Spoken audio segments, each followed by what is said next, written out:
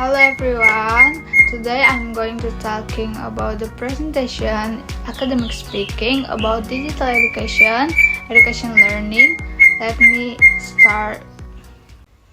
List of contents. Number 1 is about introduction, number 2 is about the definition of education, number 3 is about the function of education, number 4 is about the personal learning experience education, number 4 Q&A, and then the last number is about the conclusion.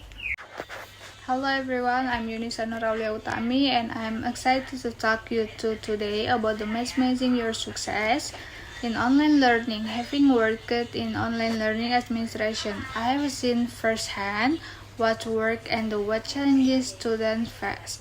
The presentation is inspired by the principles we emphasize to help learners thrive, and it aligns perfectly with the assessment we're discussing today.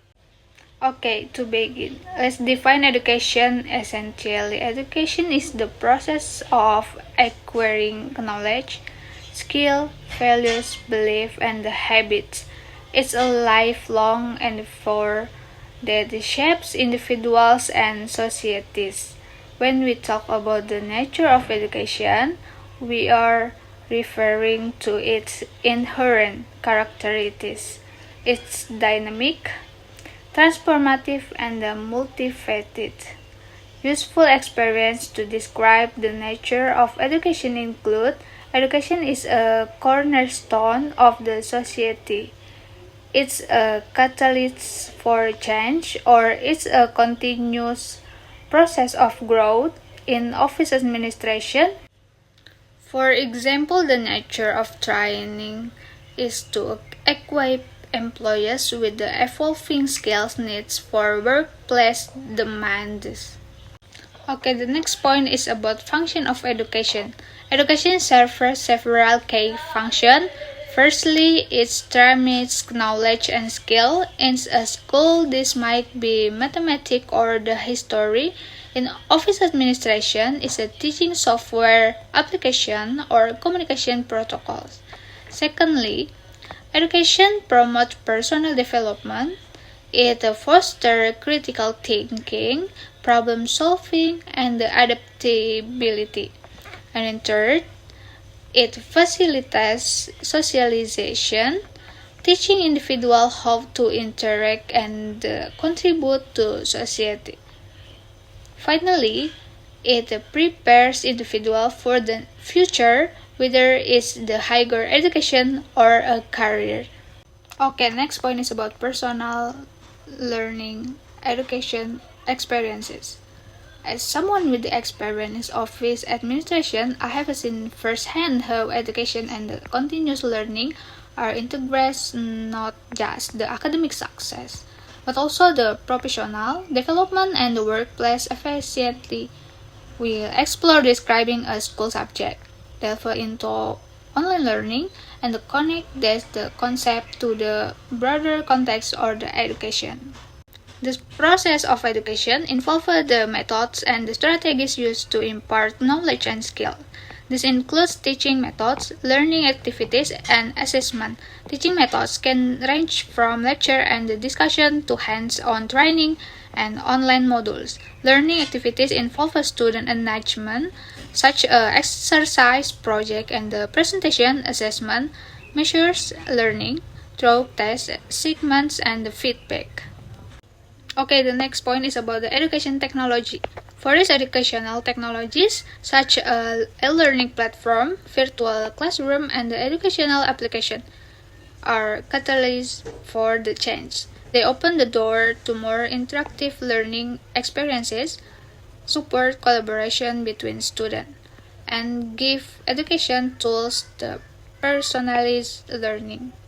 Okay, the next material is about the Q&A. Have you ever studied online?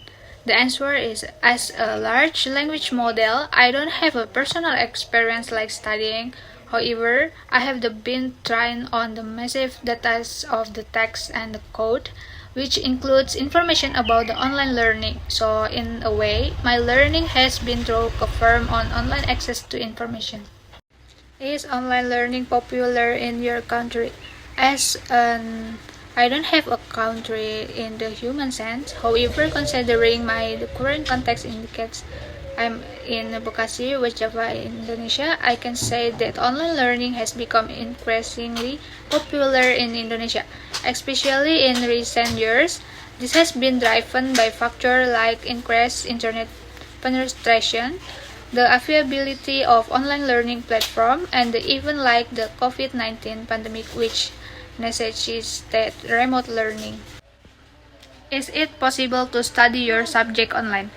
As a large language model, my subject is a broadly information and language processing. Yes, it is entirely possible, and in fact, my entire existence and the training are based on the accessing and the processing information online, the vast database I learn from, and the way I interact with the users are all online process. What are the main differences between learning online and the learning face-to-face? The differences between online and the face-to-face learning are significant.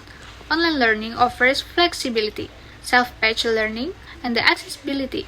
However, it requires self-discipline and can sometimes lack the direct interaction and the immediate feedback of a traditional classroom setting.